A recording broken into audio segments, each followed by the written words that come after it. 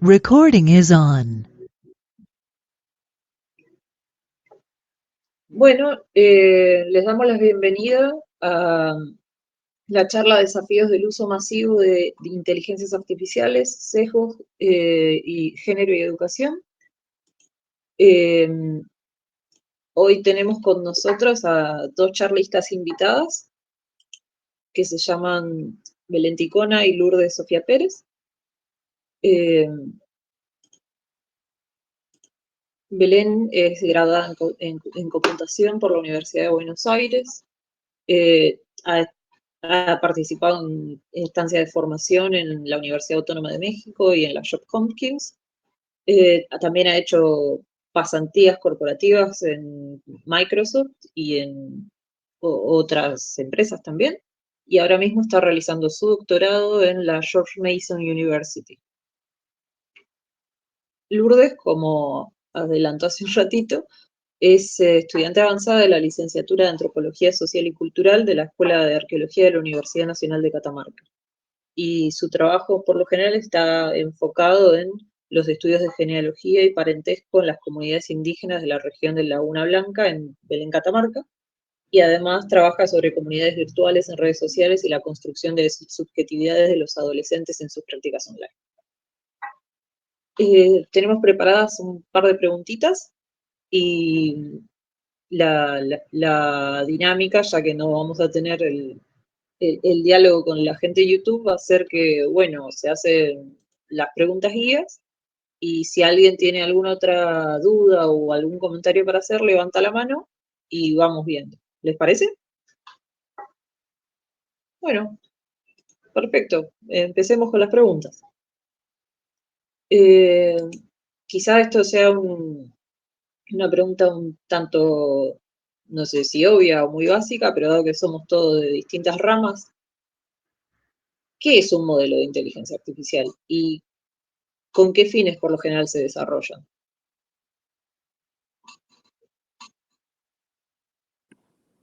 Creo que la gente me va a mirar a mí.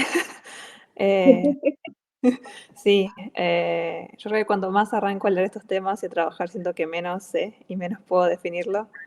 Yo me interesa poco por ahí arrancar de construyendo, entre comillas, la pregunta, ¿no? Como el concepto de inteligencia artificial.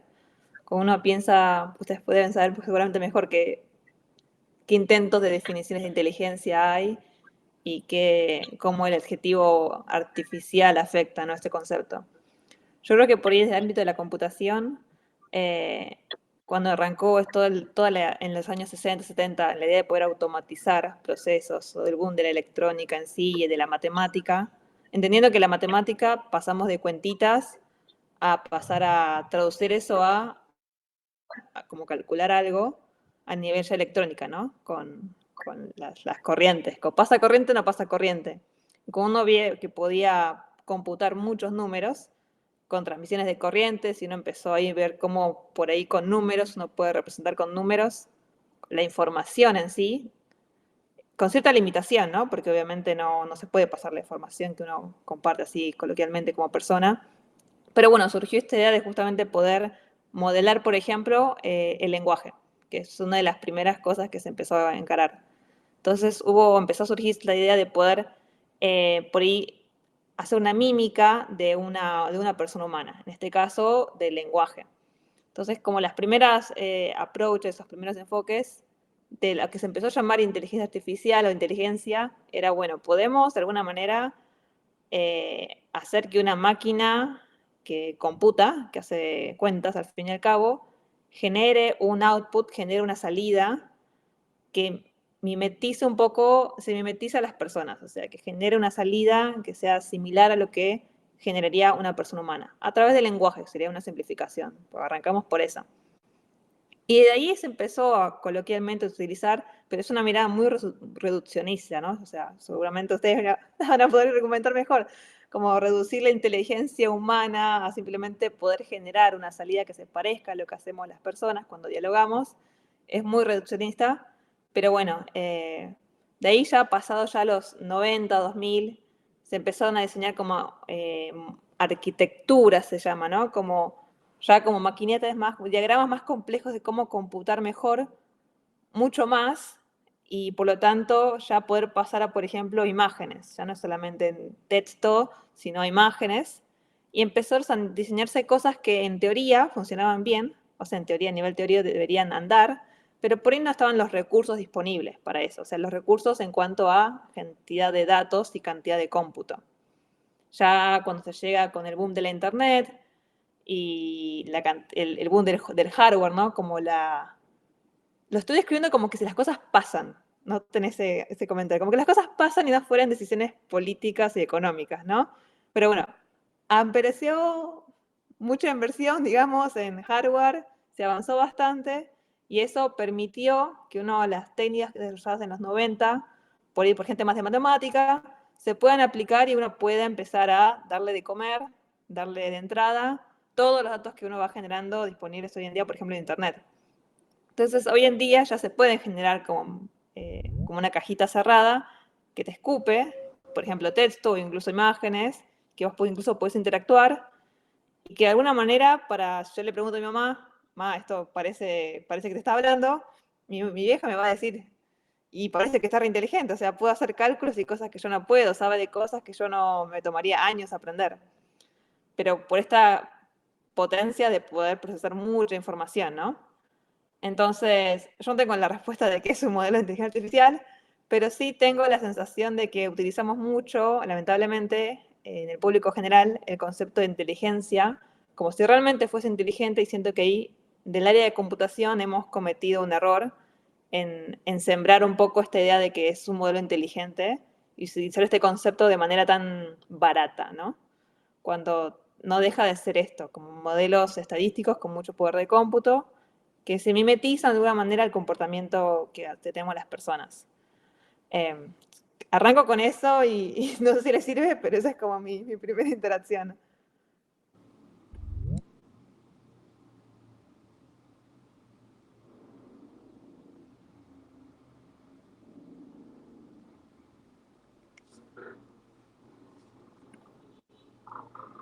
Sigan, no sé si por ahí Lourdes querés comentar algo de otra perspectiva o alguien quiere comentar algo, si no, podemos.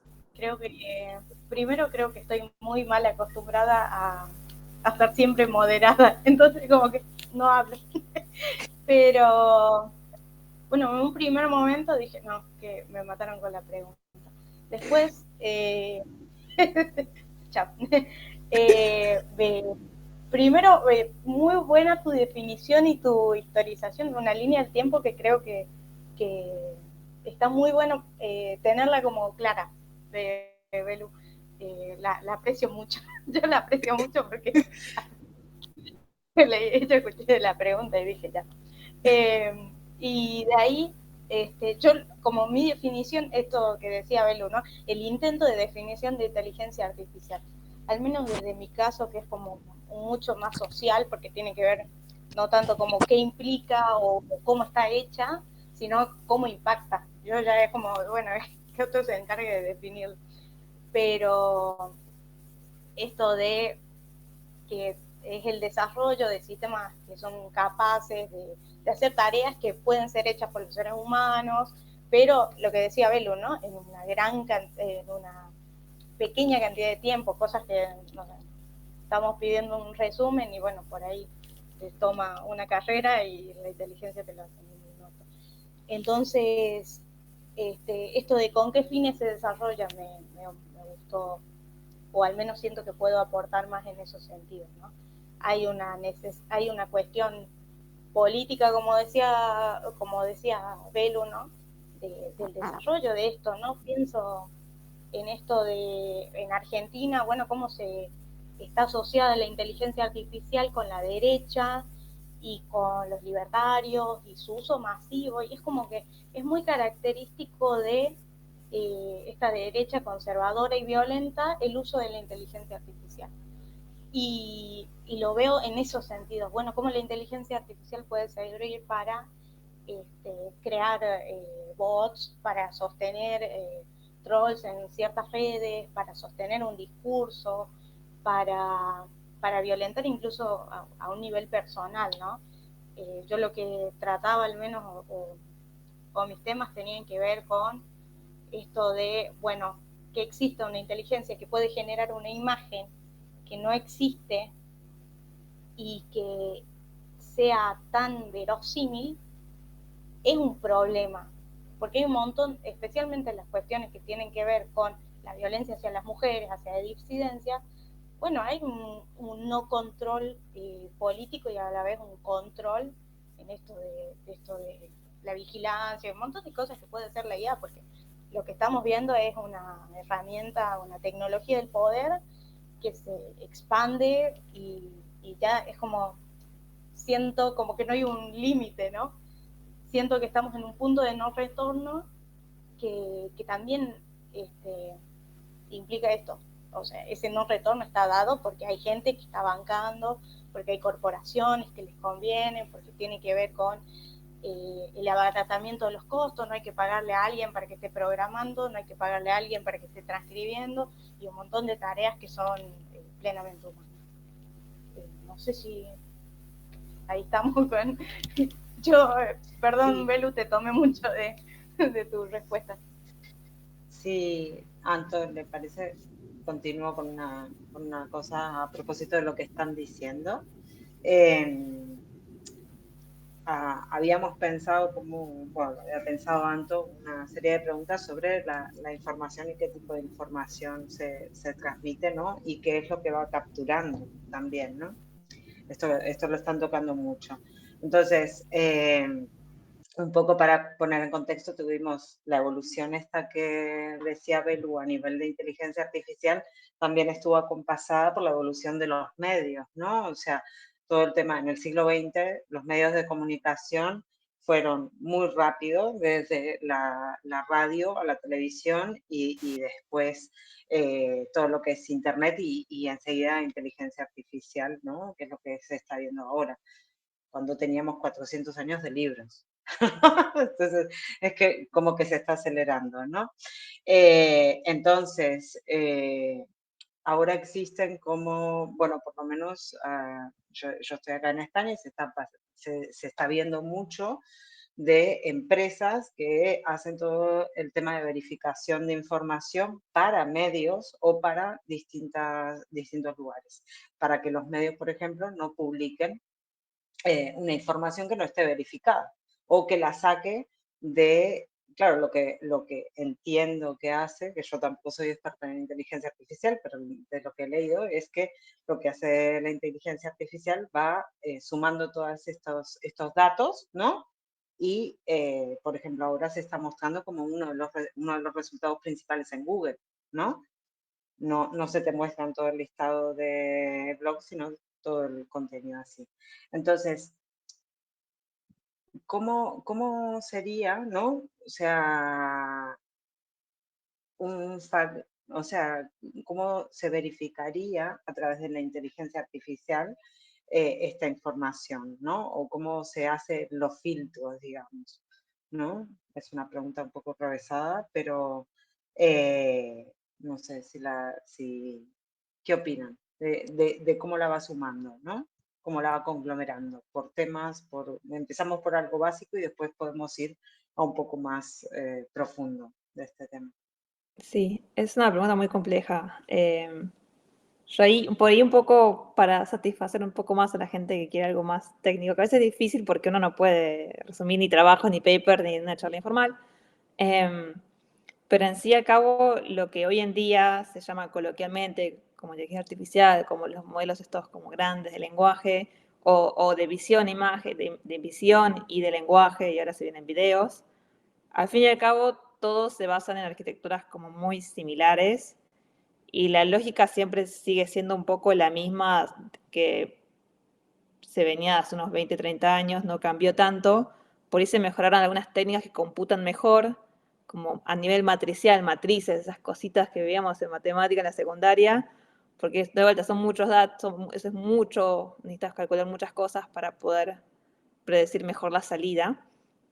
Pero no deja de ser esto que seguramente hayan leído o de algún video, de algún lugar, que es tenés un montón de datos y a fin de esos datos los tenés que, ya sean imágenes o textos, tenés que hacer un mapeo mapear, eso también en español, mapear de alguna manera o traducir de alguna manera, representar, mejor dicho, esos textos, esas imágenes, de una manera que a la computadora le sea fácil de computar, o sea, con números. Hay muchos tipos de mapeos, los grandes avances que se dan en esos 20 años, diría, fueron en esa representación, cómo mapear eso a numeritos, y no dejan de ser vectores con números, tipo 0.5, 2.2, y así con muchos números. Que después se multiplican, calculan a nivel estadístico, más como probabilidades de, en base a todo el dataset que yo vi, después que vos decís, hola, ¿cómo es? Hola, ¿cómo? Si tenés que completar la siguiente palabra, yo calculé que la palabra más frecuente, entre comillas, le sigue como estás. Tenés que completarlo con estás. Pero porque mi dataset tiene esa representación, ¿no? Entonces, en base a lo que yo termino consumiendo, como yo termino alimentando a mi modelo, termina siendo la salida que predice. Y eso es así, o sea, es como una descripción de algo bien concreto. Ahora yo siento que sobre eso hay muchas capas por afuera que ya incluso excede ya el nivel de... O sea, no. Lo que quiero decir es que después sobre eso uno puede pensar productos. Que eso ya es algo muy distinto, ¿no? Porque agarran una tecnología concreta desarrollada, un proyecto de investigación, un enfoque de una manera de matemática de hacer las cosas, de computación de preparar las cosas, y después están las capas de productivización.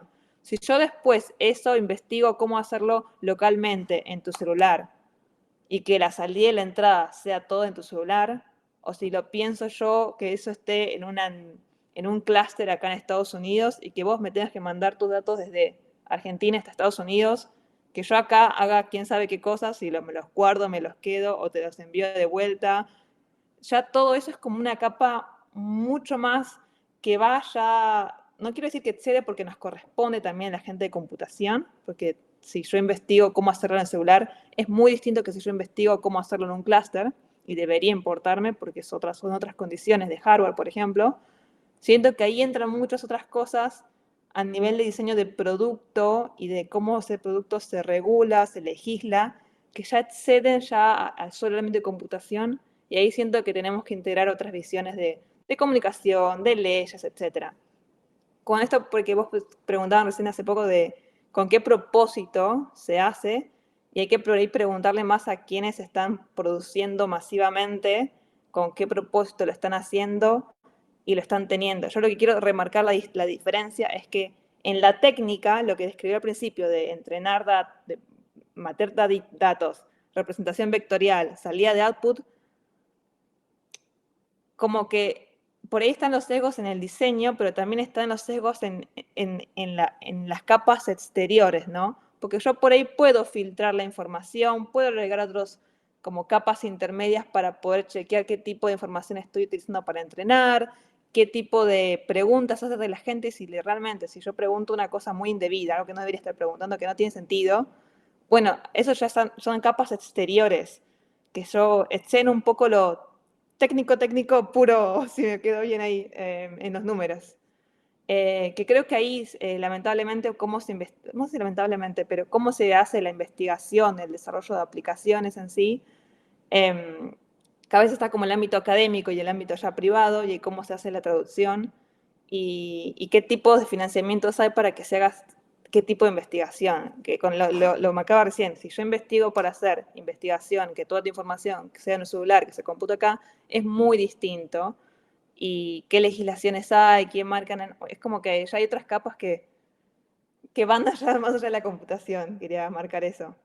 Pero sí, evidentemente el tema de chequeo de información es algo como muy clave porque, como decía recién, es una cuestión de probabilidades, y por ahí como si lo representaste con datos, si metiste todo tanto entrenamiento de información falsa y te va a escupir información falsa, no hay nada verídico ahí.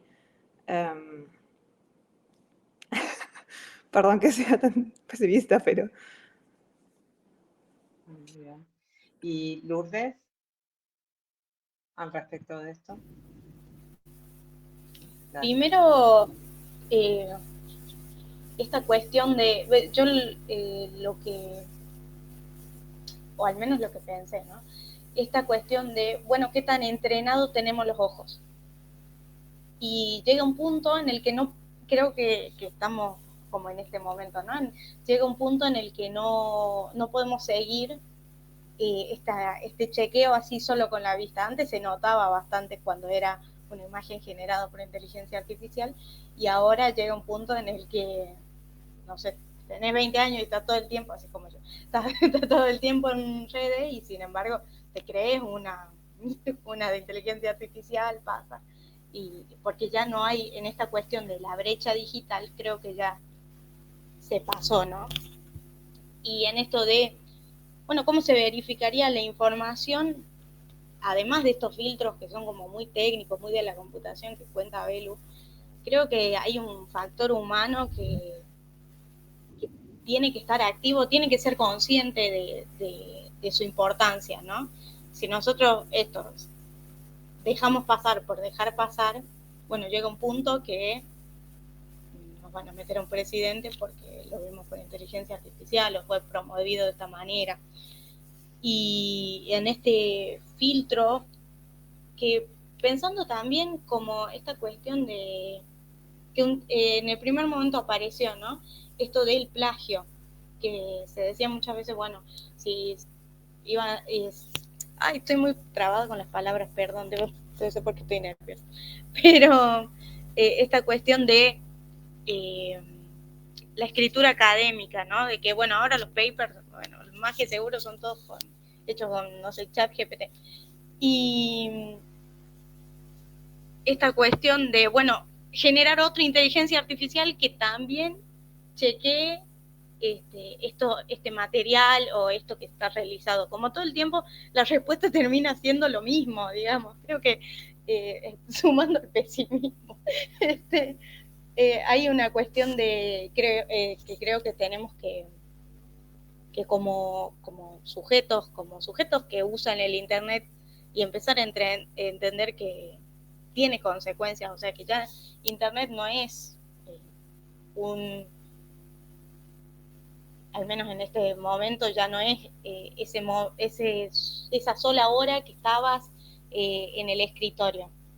Ahora Internet es un todo que convive, que hay una vida por dentro y por fuera y que ya no están tan divididas, haciendo alusión a este gran avance en materia de tecnología, ¿no? Y creo que principalmente es esta cuestión, como usuarios de Internet tenemos que ser conscientes de nuestro poder político en esta cuestión. Pero esta cuestión de, bueno, ¿cómo se filtra? Y cómo se chequea, y cómo, pensando en las fake news, pensando en un montón de cuestiones que tienen que existir, al menos desde la comunicación, que yo sé que desde los periodistas y demás se chequea varias veces, y hay muchas veces que, bueno, cuando fue mandada, por así decirlo, la fake news, y fue tomada y no hay vuelta atrás, por más que expliques 10.000 veces que esto no es así, que está todo inventado o que ni siquiera fue un ser humano lo que lo hizo, pero fueron seres humanos los que lo difundieron y fueron seres humanos los que usaron para sus motivos personales, sus intereses económicos, etc. No sé si alguna de todas estas ramas puede servir para una posible respuesta, pero abre como, es una pregunta como que abre muchas cuestiones. También esta cuestión de la ciberseguridad, de la legislación, hasta qué punto las leyes acompañan este progreso en materia de tecnología, en materia de redes y demás.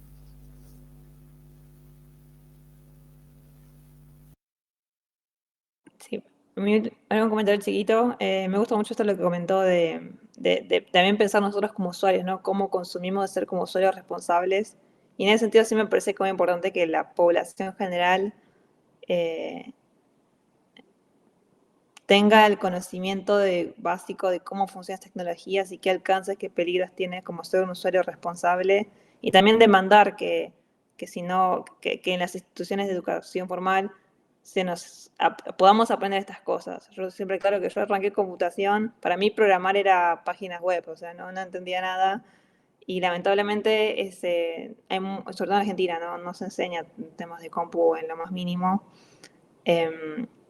Y el tema de la distribución de noticias como falsas, siento que por ahí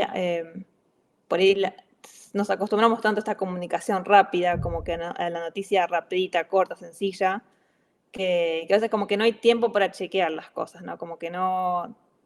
Siento que estamos perdiendo el hábito de por ahí, al hacer un análisis y sacar conclusiones, y queremos más como lo directo, como el consumo de las noticias rápidas, que está fomentada también por el boom de las redes sociales y cómo fueron como diseñadas, ¿no? Cómo optimizar mejor las métricas de interacción.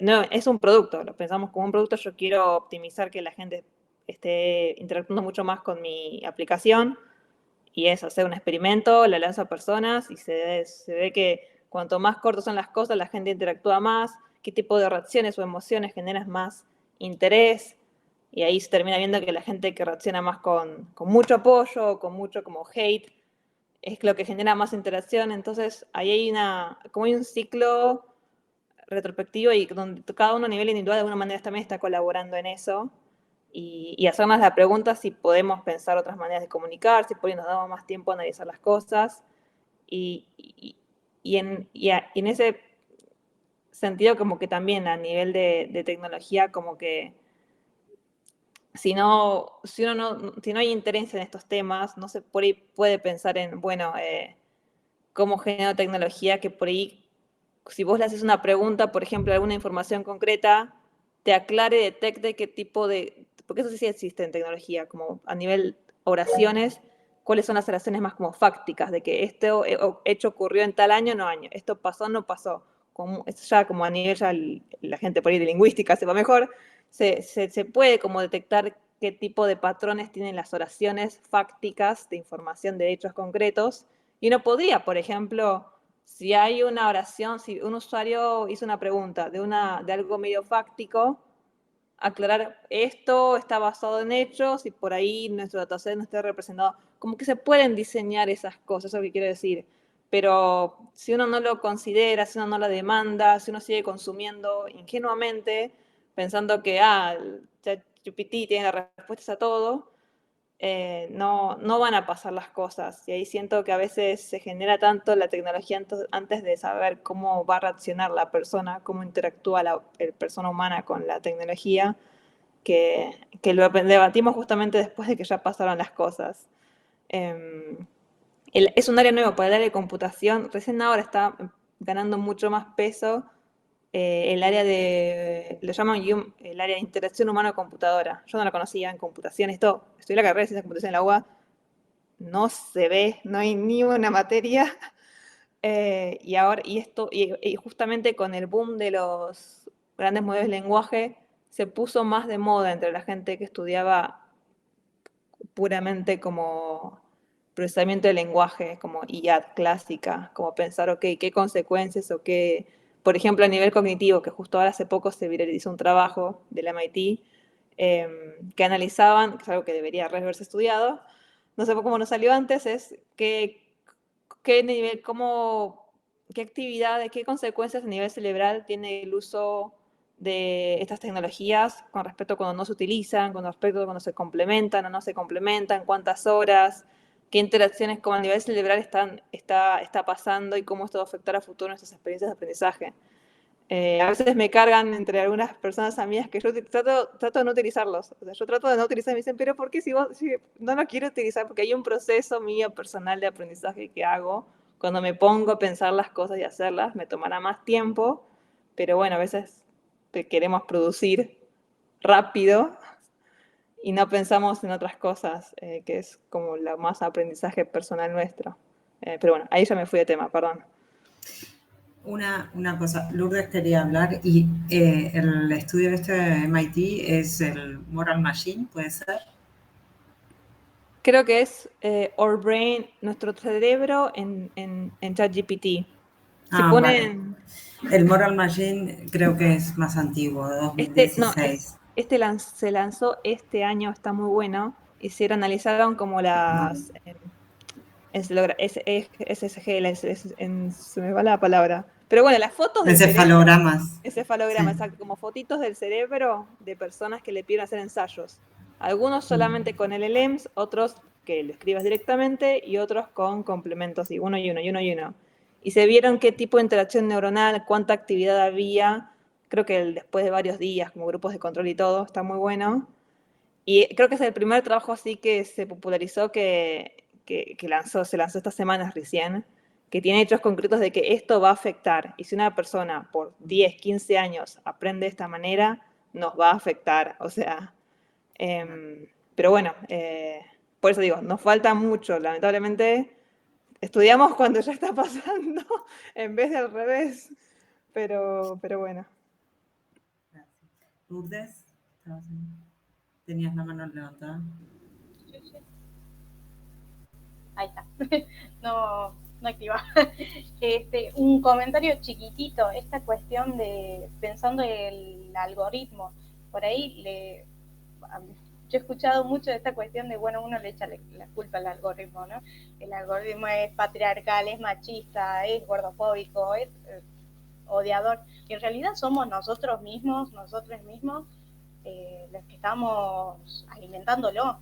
Esto que en un momento, creo que Belu decía, pero seguramente es algo como que pensamos en general, esta cuestión de, bueno, hay discursos de odio que son los que tienen más potencia, se ven más, tienen más visualizaciones, y pensaba en esta cuestión, bueno, ¿qué consumimos? ¿Por qué tenemos ese algoritmo? Y después le echamos la culpa, ay, mágicamente, no, lo estamos entrenando todos los días, sumando a esta cuestión de la responsabilidad como usuarios. Y eso nomás. ¿Me escuchan? Perfecto. Es muy interesante esto que mencionan las dos con respecto bueno, justamente cómo llegado a un punto este problema del sesgo va más allá de la información en el dataset, tiene que ver con lo que hacemos nosotros con la tecnología y cómo nosotros interactuamos con la tecnología. Y esto me lleva a hacerme dos preguntas que van a notar que una está direccionada para cada una, pero para el Belu, en general, sería cómo es este proceso de seleccionar qué va en el dataset y qué no, cómo es que se entrena, entre comillas, al modelo de lenguaje. Y para Lourdes, que si mal no recuerdo, vos el año pasado habías hecho una presentación muy interesante en el encuentro anual que tenemos acá en la red, que por cierto está muy bueno, así que si después están por YouTube y ven y quieren verlo, está todo cargado en nuestro perfil, en el que habías hablado también de cómo había un efecto sobre, creo que era estándares de belleza, tu trabajo en particular, pero que habías hablado también de cómo ya era de un uso cotidiano entre jóvenes estudiantes de secundario. Y eso me resonó ahora con esto que mencionaban sobre la cuestión de la educación. Vos, dada tu experiencia con las comunidades digitales, ¿cómo ves que viene por este lado del vínculo de la IA y la educación? Perdón si las preguntas son un poco laxas, pero nada, eso. ¿Quieres arrancar, verdad? Dale. Nos vamos coordinando. Primero, bueno, muchas gracias por, por el halago del trabajo. Hay algo como que estuve viendo este último tiempo, era, bueno, que hay una necesidad de los docentes, las docentes, de tratar de seguir el ritmo. Y esto ya eran cosas que pasaban, o sea, no es que nació la inteligencia artificial y nació las bromas que entienden los alumnos y las alumnas y no entienden los docentes, digamos. Pero en esta cuestión de, bueno, cómo tiene que trabajar el docente o cómo, siendo de un campo que, o sea, personalmente yo soy de antropología, entonces tengo muy poco de ciencia de la educación, pero algo que surgía con los docentes, las docentes, era esta cuestión de, bueno, tengo que aprender a usarla.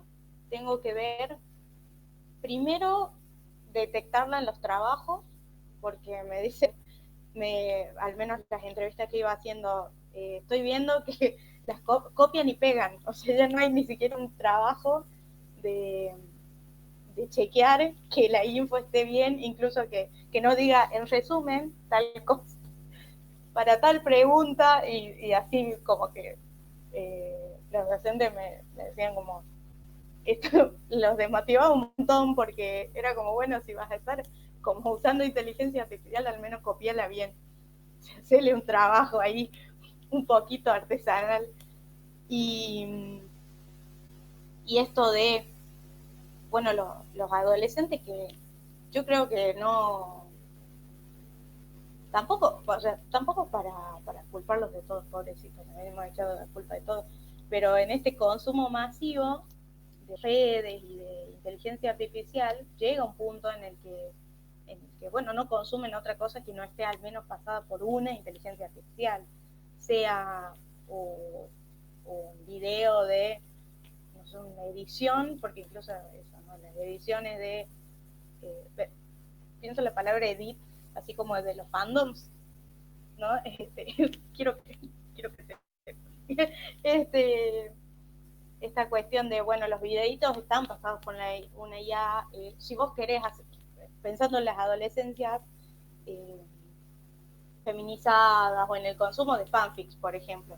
Ahora las fanfics, antes era un trabajo sumamente artesanal, y sin embargo este último tiempo hay fanfics que son armadas por IAs directamente, o sea que existe una IA para hacer un relato que o sea, obviamente tiene sus limitaciones en la cuestión de, bueno, hay partes que son pagas, les digo porque yo estuve averiguando, porque dije, esto no puede ser que lo escribió un adolescente, porque no, llega un punto que se vuelve redundante la IA cuando uno la lee, ¿no?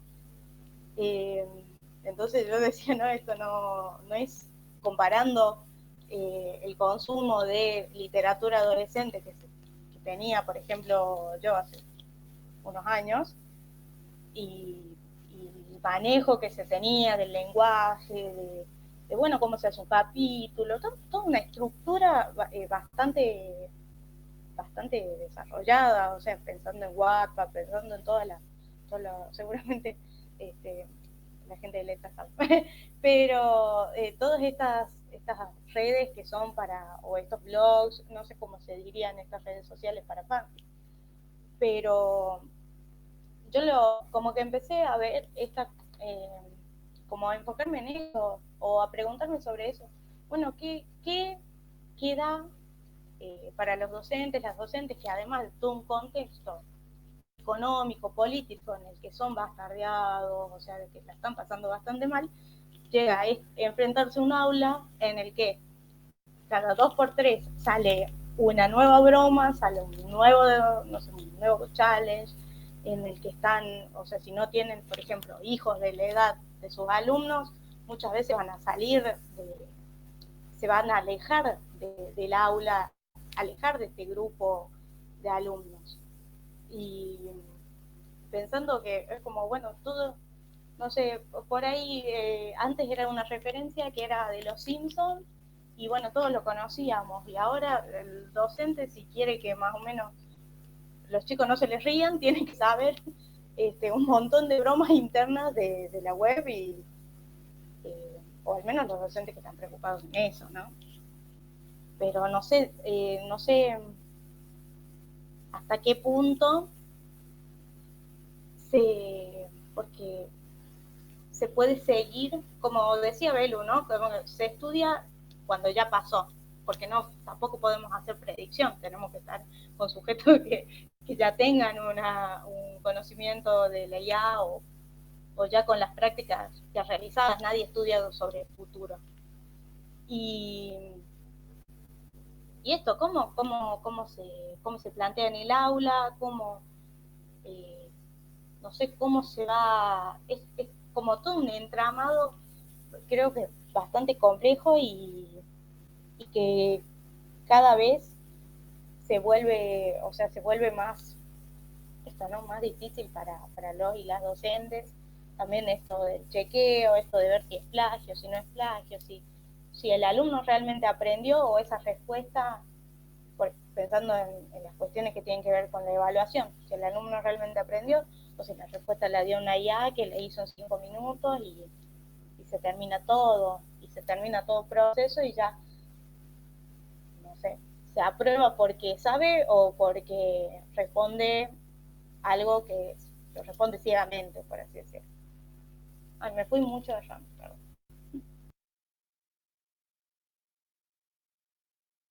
Ahí para sumar un changüí, mía no es educación, pero hice docencia, me encanta dar clases de voluntariados.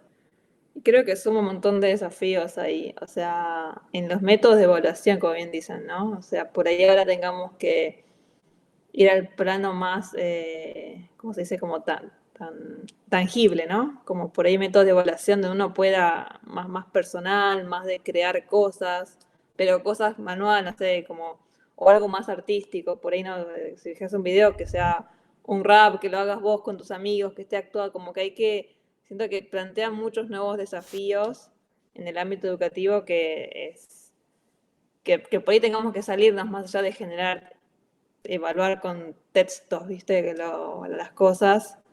Y nada, creo que esas cosas a las que me refiero que uno no como computadora, como persona, yo dueño de una empresa que lanzo gratuitamente algo que lo puedo utilizar masivamente, cualquier persona en cualquier lugar, es algo que uno no sé si no se piensa o qué antes de lanzarlo, pero creo que ahí es cuando nos faltan por ahí más visiones o más legislación para chequear estas cosas antes de que ya, bueno, estamos atrás de las corridas.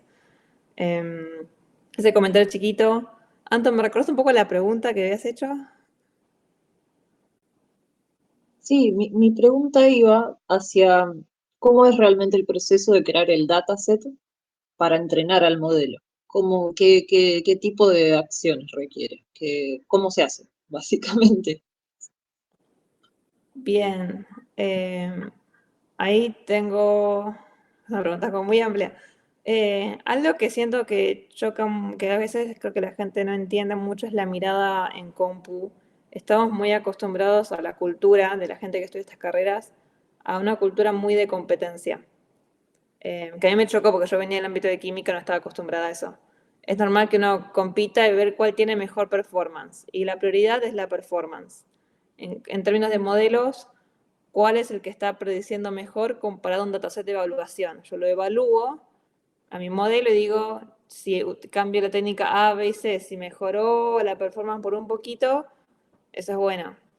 Entonces, será desde el 2012, 13 que hay una plataforma muy popular que se llama Kaggle, como que Kaggle, de Machine Learning, ¿no? De aprendizaje automático. Y creo que eso es muy popular y la gente con esa clase, y esa es la clase de cosas que se evalúan en las entrevistas de trabajo. Y la prioridad era el ranking de tus modelos y tu performance, era qué tanto mejoraste una métrica. Ese era el objetivo de todo el mundo, es mejorar la métrica. Y creo que esa visión se terminó plasmando también allá a nivel de empresas, ¿no? Como cuál mejora ciertas métricas. Entonces, muchas veces la tendencia general es cuanto más datos, mejor. Yo por ahí no puedo invertir 3.000 tiempos en haciendo A, B, C, D, D, pero si no mejoraba esa métrica, como que no era un resultado, como que uno valore, en general que se valore.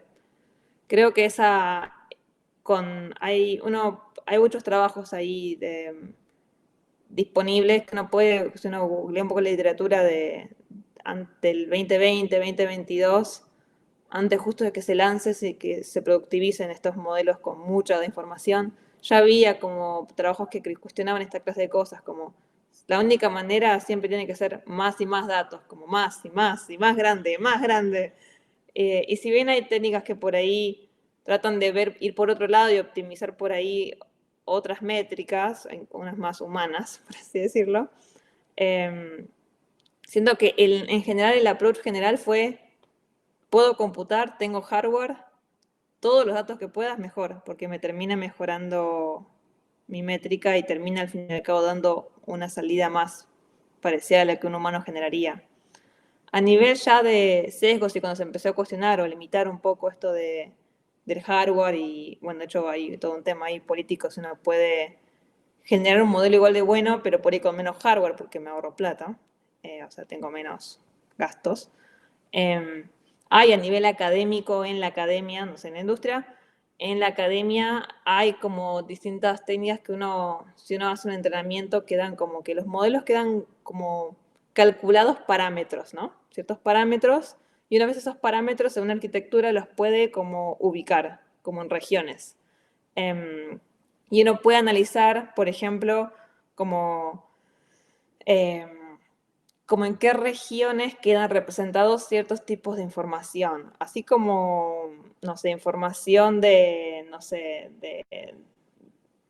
voy a inventar un poco, no sé, información de religión en una regioncita, información de cuestiones más de etarias en una regioncita. Hay varios trabajos que localizan en una arquitectura grande qué partes son más de lenguaje, qué otras partes pueden ser más asociadas a ciertos conceptos, dimensionalmente, ¿no? Porque al fin y al cabo un concepto termina siendo vectores.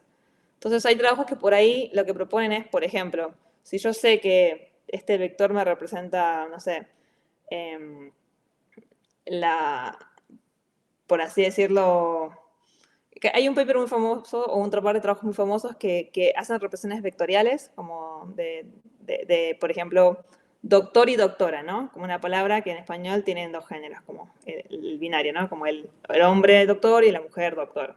Entonces, trataban de mapear justamente si uno va a enfermero o enfermera, o como palabras o sí, vocabulario que tenga como cuestiones de género, donde uno puede por ahí mapear de alguna manera la orientación de un género y la orientación de otro género, por así decirlo, y si uno ve que están como muy distantes, como de alguna manera los vectores acercarlos o equidestarlos como deberían ser más parejos, por así decirlo. Y hay trabajos que analizan eso, como tocar vectores o tocar mapas, como un mapa, ya no es un vectorcito solo, sino un nivel espacial, cómo muevo el espacio de alguna manera con una transformación de matriz. Eso es muy matemático, perdón que vaya a esto. Pero como cómo mapeo el espacio para como correrlo que no sea muy orientado a un lado ni al otro, por así decirlo. Y ya hay trabajos que hacen esto, que hacen como modifican mapeos o que algunas áreas, después de que se entrena, como que lo apagan para que no se dé tanta bola, para silenciarlo de alguna manera, o que se estudian qué regiones quedaron ciertas cosas y se apagan y eso en teoría no se debería lanzar a producción. Como que hay cosas en la academia estudiadas de cómo uno se puede descegar de alguna manera estos modelos, pero de ahí a que se utilicen y se adopten masivamente en la industria y en los productos que la gente consume masivamente, ya es otra cosa, ¿no? Pero sí hay varios trabajos que investigan sobre esto.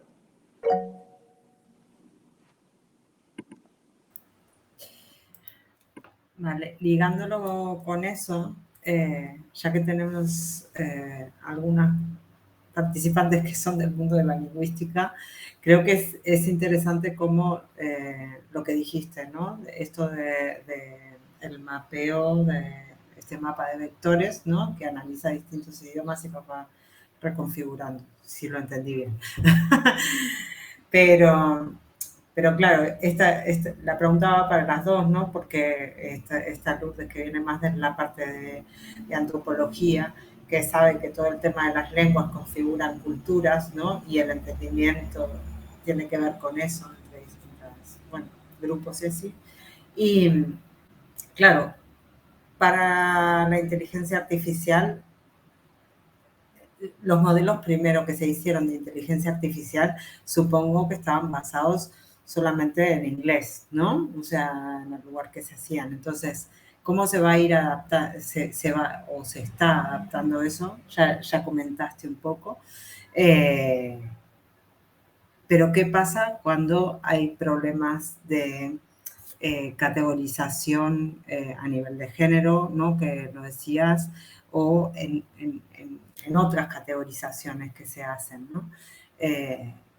a qué dificultades se enfrenta la gente que lo realiza, ¿no? Y desde el punto de antropológico, la importancia, ¿no?, que tiene las lenguas, ¿no?, en estos desarrollos.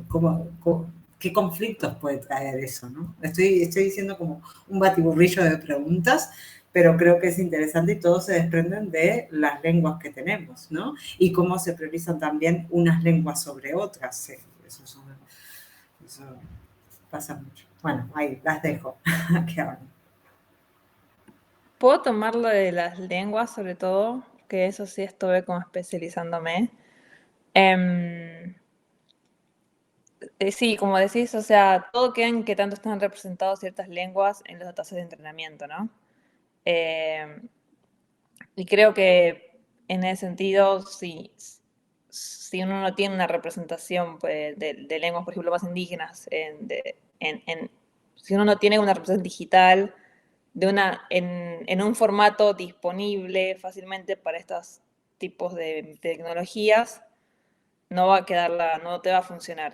Y de hecho, peor aún, porque a veces la técnica general es que si yo tengo muchos datos de muchas lenguas, donde hay como más de 7.500 lenguas en el mundo, y uno dice muchas, para computación muchas es más de 50, 80, eso es como muchas. Y uno vectorialmente encuentra estos como patrones entre varias lenguas, y uno confía y tira el dedo y dice, bueno, al parecer hay cierta estructura de lenguaje que este modelo está captando después de haber consumido cientos o miles de datos de muchas lenguas. Y uno confía en que dice, un primer enfoque era, bueno, si tengo un modelo grande que lo entrené en 80 lenguas, si le doy una lengua completamente nuevita que nunca vio antes, pero le doy un poquitito de datos, eso va a ser suficiente como para que, ayudándose en lo que comprende otras lenguas, pueda generar y performar, por ahí no muy bien, pero bastante mejor que si tuviese nada, por ejemplo, ¿no? Como que no es necesario que tenga tanto como si tengo de las otras lenguas, como por ejemplo español, inglés, etc. Entonces, un enfoque general que se suele hacer es ese, es como agarro un modelo muy grande, que ya está como preentrenado, como precosito, y lo tuneo, en la jerga se llama como tunear, lo fine-tuneo, como que lo especializo un poquito más con este poquito que tengo de otra lengua. Y después, que genere salida y que mido la performance, ¿no? Que hay muchos temas porque ahí no termina a veces habiendo una evaluación humana, no se termina evaluando también en qué contexto se va a utilizar, y a veces se vende como que si funcionara muy bien, y después en la práctica la salida termina siendo que producen es como de muy mala calidad, y no termina siendo que realmente las personas puedan utilizar. Y ahí vuelvo con el área de interacción humana-computadora, ¿no? En general, todos los modelos multilingüajes analizan mucho la traducción automática, y ahí tenés, no sé, ustedes la gente lingüística deben saber mejor, pero los distintos dialectos, las distintas variantes lingüísticas, las distintas entonaciones, hay muchas cosas que no quedan ahí representadas, y por ahí en academia se están estudiando cómo de alguna manera hacer esos mapeos de espacios para ver si uno puede de un espacio de alemán pasar a otro espacio español, si en algunas lenguas tiene más sentido que en otras. Y hay trabajos, pero está como muchas veces como que el cuello de botella es eso, es como la cuestión de los datos disponibles, y que también en que muchas de estas investigaciones se pensaron para lenguas institucionalizadas, como para lenguas que tenés como un formato muy específico.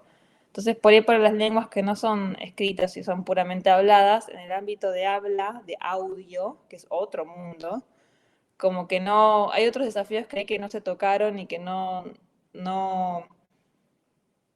cuando no tenés una gramática, una ortografía bien definida, ya cuando la gente no utiliza por ahí el nivel texto escrito y es más lo audio, lo auditivo, todavía hay como muchas preguntas que quedan como sin resolver, son otros desafíos que no se han tocado lamentablemente.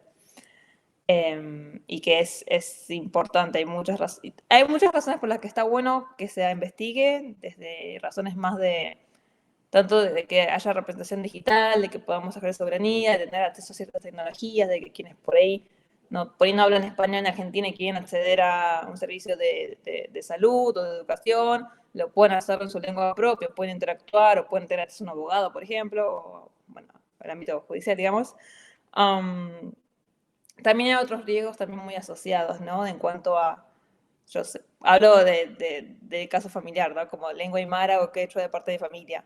Si tengo un modelo que lo entreno un poquito para quechua y yo genero datos ahí, que genere datos en quechua, que yo los vendo como por ahí genera datos en esa lengua, pero si después no hay una evaluación humana que realmente te diga si esto realmente tiene sentido, lo que estás generando, y que si después yo lo lleno de internet con esos datos nuevos generados de este tal quechua que uno cree, por ahí después termino generando, creando una identidad digital que no se corresponde con lo genuino de la población que lo habla.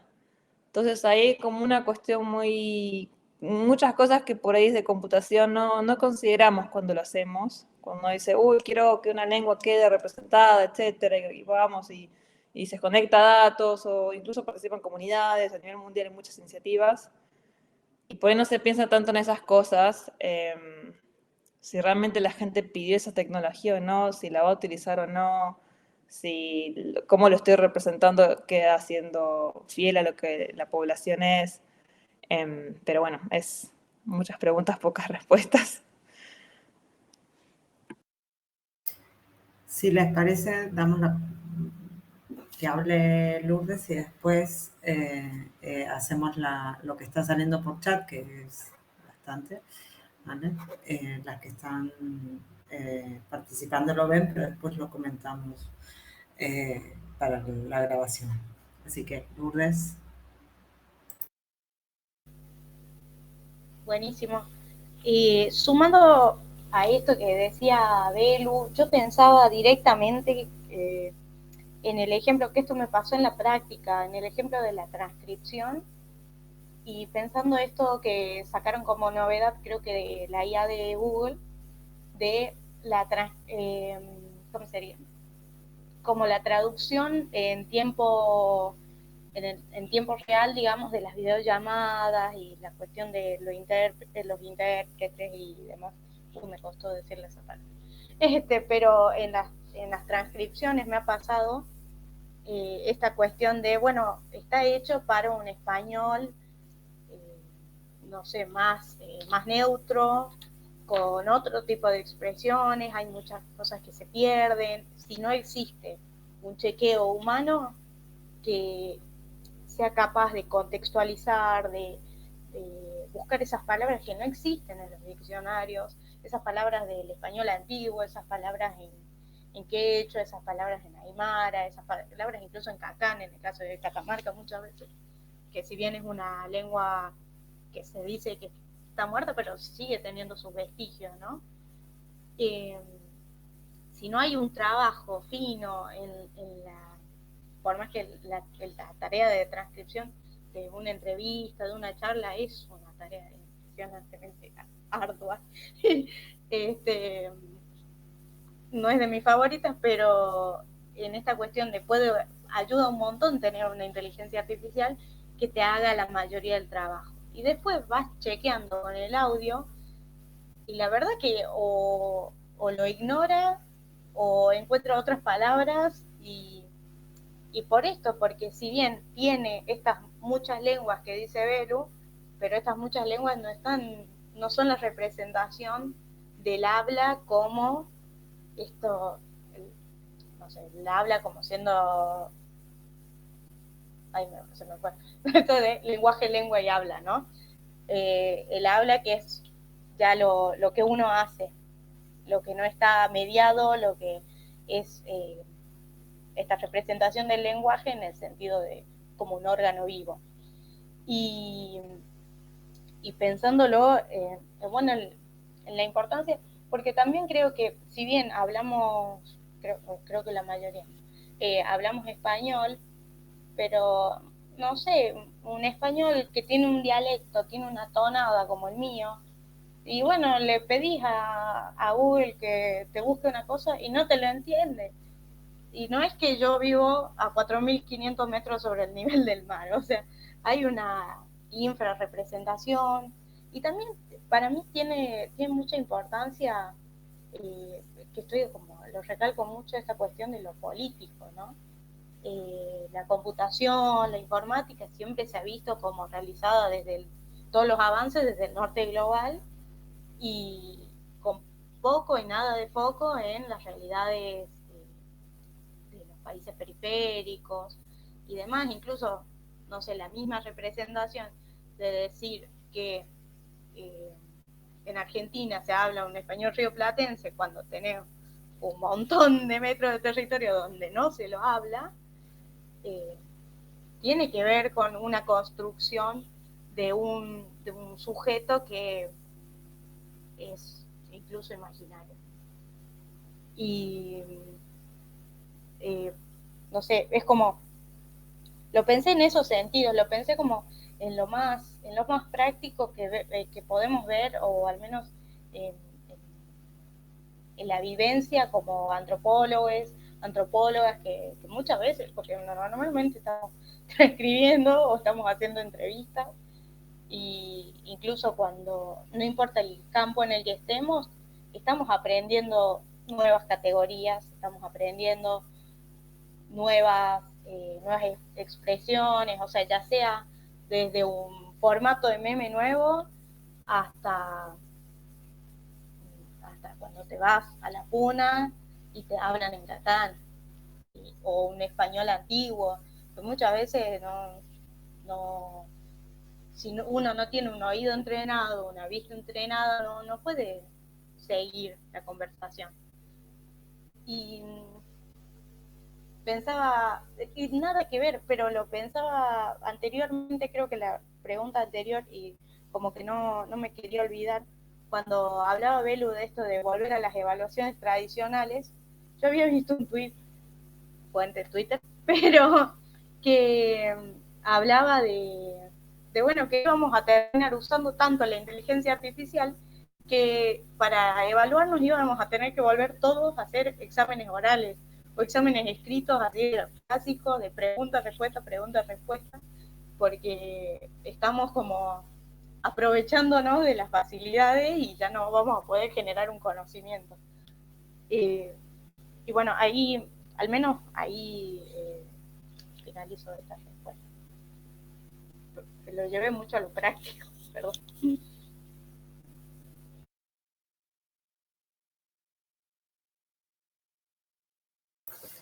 Vale, leo las preguntas y después. A ver. Por un lado, Marcela preguntaba lenguas como el chino, mandarín, dibujos, no sé muy bien a qué se refería, pero creo que estaba haciendo referencia a lo que decía Belu en la primera parte. Y después, estas las lanzo y después ustedes, si quieren, las responden. Y después Greta comentaba, la pregunta es, ¿quién financia esas investigaciones con las lenguas que menciona Belu, ¿no? Por ejemplo, las lenguas indígenas, quechua, aymara y otras. Piensa en paralelismos con las industrias farmacéuticas, ¿no? Que no estudian enfermedades endémicas locales porque no es rentable. Acá agrego también todo el tema de enfermedades que tienen que ver con las mujeres, por ejemplo, y etnias. Entonces se avanza, dice, porque endémicas porque no es rentable. Entonces se avanza en otros campos y esos quedan ahí en stand-by y se ven las líneas claras, ¿no? De poder y los intereses. Entonces, ahí se las dejo y después, Anton, alguna pregunta que tengas. Sí, más que nada era un comentario porque esta charla se dio un poco como que, bueno, tenemos en el ring de lo técnico a Belu y en el ring de lo social a Sofía, y que la verdad que no estaba pensado que pasara así, pero la verdad que está muy bueno también. Y me quedo pensando en esta cuestión que de la creatividad o lo que vos decías, Sofía, de lo artesanal, las cosas que hacemos y cómo, por un lado, pareciera que en el uso cotidiano hay que volverse un poco artesanal, ya sea en la evaluación en educación o los propios estudiantes para poder sacarle jugo a una herramienta, porque creo que todos hemos tenido alguna vez alguna interacción con un docente que te dice no uses Wikipedia y eso te obliga a tratar de aprender a usar la bibliografía que te ofrece la Wikipedia en vez de la Wikipedia. Eh, o, por ejemplo, esto que, Belu, nos enseñaste sobre cómo se puede, de alguna manera, editar el mapeo del dataset de una manera que también, de cierta manera, es como hacer un refuerzo si entendís correctamente, de aquello a partir de lo cual se entrenó al modelo de inteligencia. Que también me parece que tiene su creatividad por ese lado, porque eh, es una interacción con la tecnología y es una manera también de repensar qué uso le querés dar o qué funciones debería priorizar sobre otras. Eh, Nada, era eso, comentarlo y también curiosidad a ver si entendí correcto tu explicación, Belu. Pero nada, me parece súper enriquecedor haberlas tenido acá las dos hablando. Hay un pequeño comentario que me hiciste acordar, Anto. La otra, la otra manera que me parece importante decirlo es también hacer un curaje, curar manualmente, porque al fin y al cabo necesitamos que las humanas lean. Si uno quiere, por ejemplo, detectar algo, vas a usar cosas más estadísticas. Entonces necesito que una oración me diga, ¿es esta oración, no sé, sexista, por ejemplo? Si no, no vas a detectar algo, y si no lo detectas no lo puedes evitar, o sea, como que va de esa mano. Y hay muchas preguntas de que está bueno que haya un modelo, o sea, incluso si lo quiero hacer por algo positivo, ¿no? Como para que no haya eso. Termino generando un modelo que me puede detectar binariamente si lo es o no lo es. Bajo un criterio humano que una persona notó, ¿no? Porque se llama así, como son tareas de anotación. Son personas que se les paga, y ahí también hay un gran tema que da para rato para hablar, es cuando se empezó a charlar de estos temas de sesgo, de uno cómo lo puede repeler. La otra es agarrar personas y que empiecen a anotar y decir esto sí, esto no, esto sí, eso no. Y hay muchos, uno puede buscar muchas charlas y trabajos que analizan sobre cómo se le pagan a muchas personas. Hay plataformas que te pagan para que vos hagas el trabajo de oración por oración, vayas anotando esto es así, esto es así, esto es así.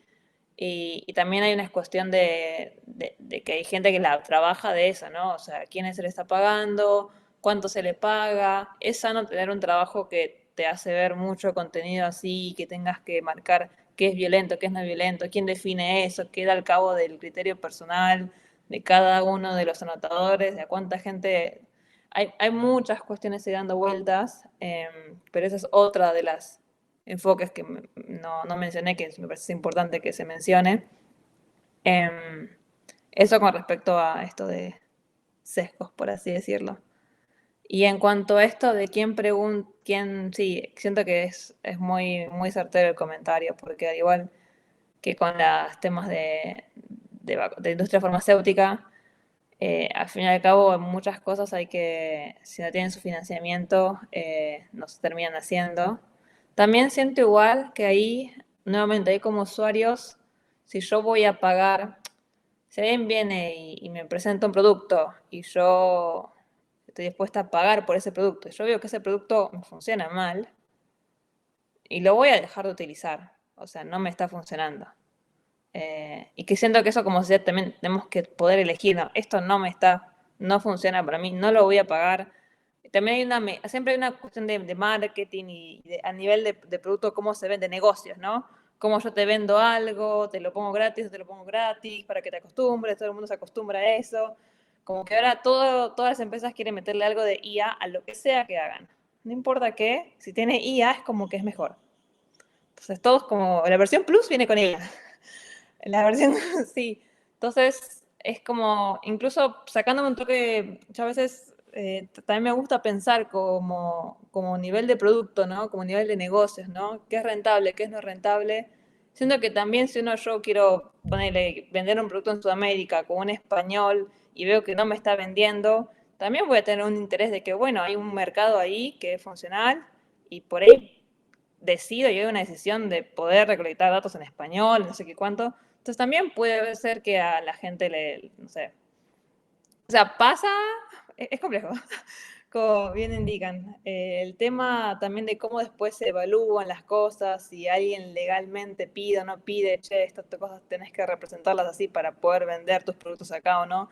Ya hay otros planos más políticos y que también deberían existir para que estas cosas queden como más reguladas, porque si no, no ocurre nada. O quedan a disponibilidad de la buena fe de cada persona. Te doy un ejemplo, vos hablaste, bueno, si vendo en un español determinado y eso no pega. Tuvimos años y años de producciones grabadas en el mal llamado castellano neutro en México que se vendieron en toda América Latina. En Argentina, para modificar eso, tuvo que venir el Estado a hacer un canal nacional, no vino el privado. Entonces, te tiene que interesar el cliente. Yo no sé si entrenar en lenguas indígenas es algo que le interesa a estos grandes privados o tiene que haber esta propuesta más política. Ahora en Argentina no lo veo viable con este gobierno que está volviendo para atrás incluso en las producciones más tradicionales, por ejemplo, televisivas. O sea, ni siquiera estoy hablando de IA. Entonces, como mi comentario viene más para ese lado. Yo no soy tan optimista con que solo con que el cliente no consuma alcanza, porque hay clientes y clientes. No estamos todos a la par. Y debo decir que se ha puesto al menos como de moda el término diversidad, al menos en el ámbito académico, como bueno, como esto está bueno, incluyen más lenguas. Como, ay, sí, incluí, este modelo es más diverso porque incluyó ahora 100 lenguas y este se incluyó 120. Y hay de todo ahí también. Sí, creo que eso lo voy a decir.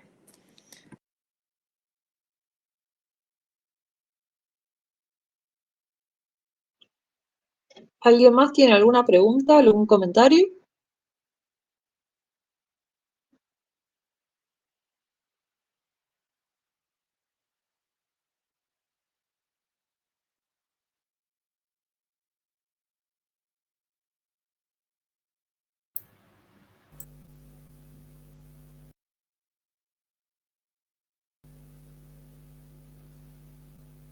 Si no, si nadie tiene nada, por ahí podría hacer un comentario sobre lo que me decías. Creo que en esta importancia que tenemos los usuarios, y bueno, y también me pareció muy interesante, o sea, si bien yo lo dije como muy general, así, como los intereses políticos, los intereses económicos, pero lo que dice Greta sobre los clientes y bueno, ¿qué es lo que importa en el capital? ¿Qué es el como, bueno, a quién le importa que el algoritmo no sea machista, por ejemplo? O estas cuestiones.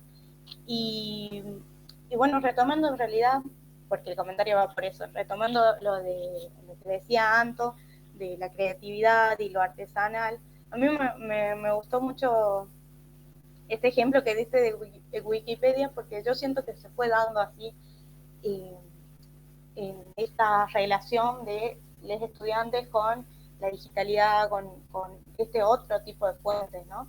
Porque cuando vos hablas con los y las docentes, te dicen, bueno, había un solo libro, especialmente mis docentes que son de la Escuela de Arqueología, que somos 10 alumnos avanzados de antropología, o sea, somos muy poca gente.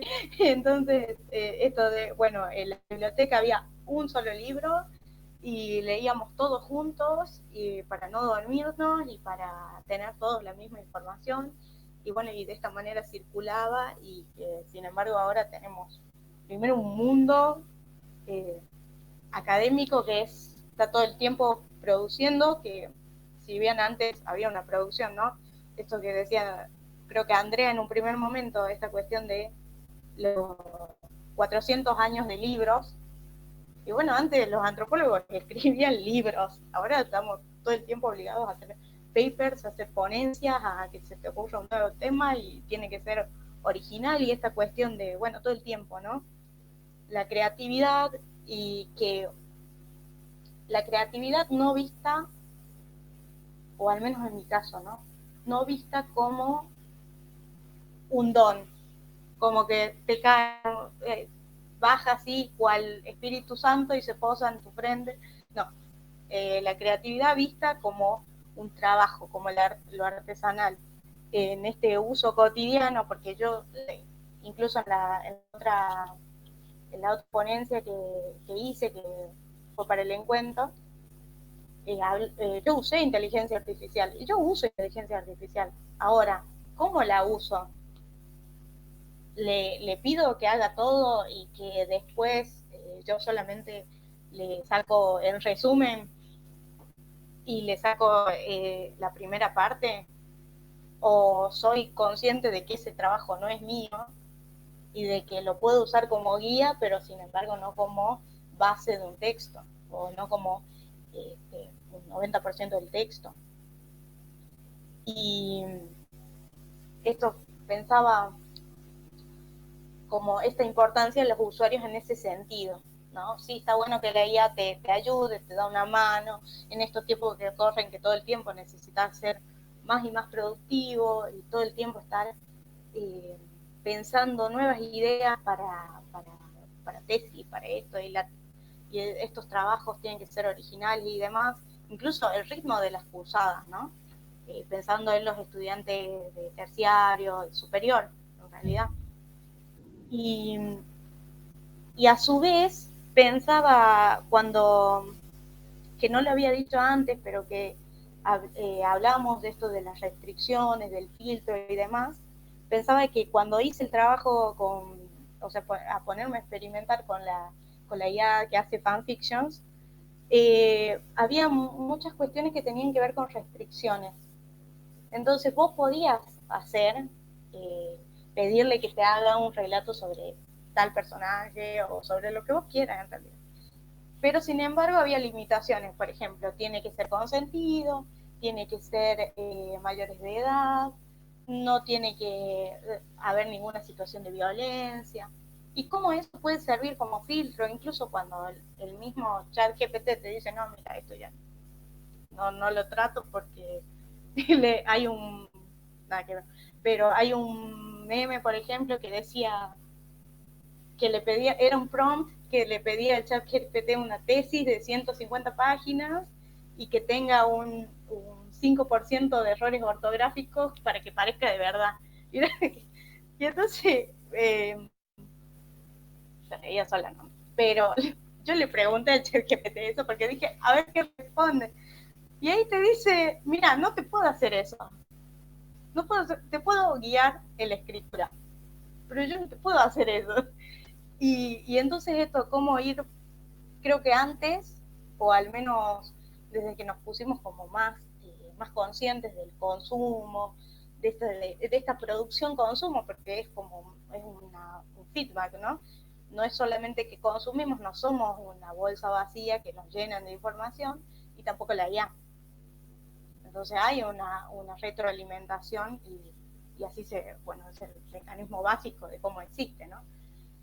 Y pensaba en esto, en que estamos en un momento en el que ya es el mismo ojo humano que puso su foco en que, bueno, tiene que haber una restricción para que las empresas de la inteligencia artificial, los clientes de la inteligencia artificial tengan en cuenta esto como un factor.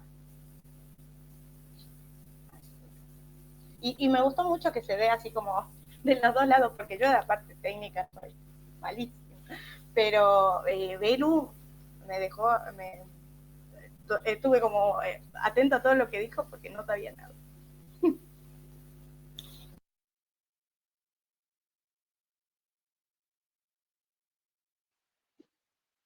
¿Alguien más quiere hacer algún comentario, una pregunta?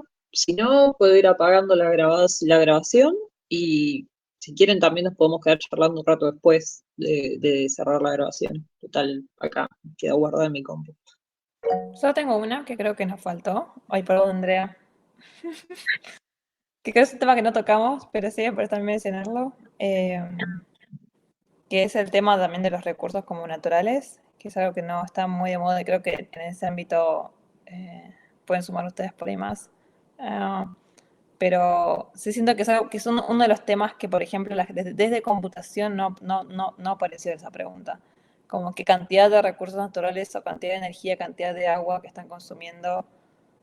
Pero no solamente los modelos cuando en su desarrollo, ¿no? Cuando se entrenan, sino también cuando se consumen. O sea, porque por ahí al principio el enfoque estaba más en energía cero, carbón cero, que incluso como las empresas a nivel gubernamental se les pedía, ¿no? Como dependiendo de qué países, había ciertas conversaciones, bueno, tenés que tanto porcentaje de energía tiene que venir de tales fuentes, o tu huella de carbono tiene que ser esta, que eso es más política ya. Y en base a eso, bueno, creo que había como una especie de interés en poder reducir como la cantidad de recursos que se utilizaban, entre comillas. Pero algo medio nuevo que pasó en los últimos años es que cuando se empezó a sumar más miradas de otras áreas, otras ciencias en general, se empezó a ver, a considerar como la cantidad de recursos naturales que uno tiene cuando consume, o sea, masivamente, ¿no? Cuando lanzas un producto que tanta gente adopta, que tanta gente está todo el tiempo prompteando, como escribiendo, dame esto, dame lo otro, y todo el tiempo como data centers, los compus están como produciendo más y más y más, porque es el nivel de consumo masivo.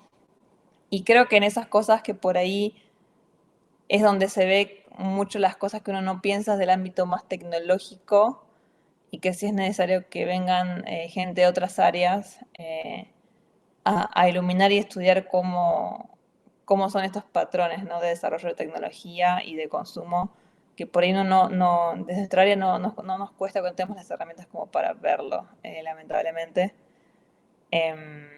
Pero sí, nada, eso. A mí ahora me llega en lo personal, cada vez que, por ejemplo, cuando se puso de moda el tema de las imágenes de estudio Ghibli, que estaba todo el mundo con sus imágenes, estaba como el trending de moda. Si no lo haces, como que no estás en la moda. Y ahora a nivel, yo como usuario me cambió mucho la perspectiva, porque digo, ¿para qué? O sea, pero bueno, nada, son cuestiones también de dónde se ponen los data centers. Por estas cosas no se pensaron cuando las empresas ponían su data center y lo ponían en los peores lugares de Estados Unidos, donde hay más desértico, como lo más alejado lo pongo ahí. Y ahora se dan cuenta de que no les termina rindiendo ahí. Y están viendo en qué parte del mundo les conviene poner estos lugares.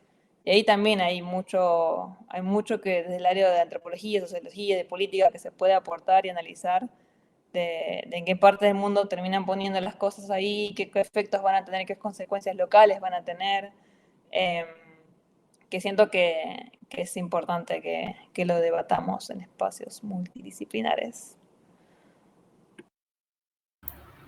Ahí ya aprovecho justamente ahí unos estudios muy buenos, sobre todo en el tema de extracción de litio para las baterías que se están usando, y todo el tema de la revolución verde en el norte global y todo lo que causa, sobre todo, bueno, creo que hay mucha gente de Argentina, pero de otras partes, entonces todo el problema que está trayendo en el norte argentino, Bolivia y así. Y hay unos estudios de Marisela Vampa y Enrique Viale. Hay dos libros en concreto que hablan de eso, que es Mal Desarrollo y Neoextractivismo, que justamente documenta todo este uso de recursos naturales, no tanto en las centrales de inteligencia artificial, sino los usos de recursos naturales para la creación de hardware y dispositivos. Y la verdad que quería hacer un cortito. Hay un artículo de Marga Padilla que se llama Inteligencia Artificial, Conocimiento y Poder, que ella habla de dos tipos de argumentos de la IA que son interesantes, que es lo que hemos debatido un poco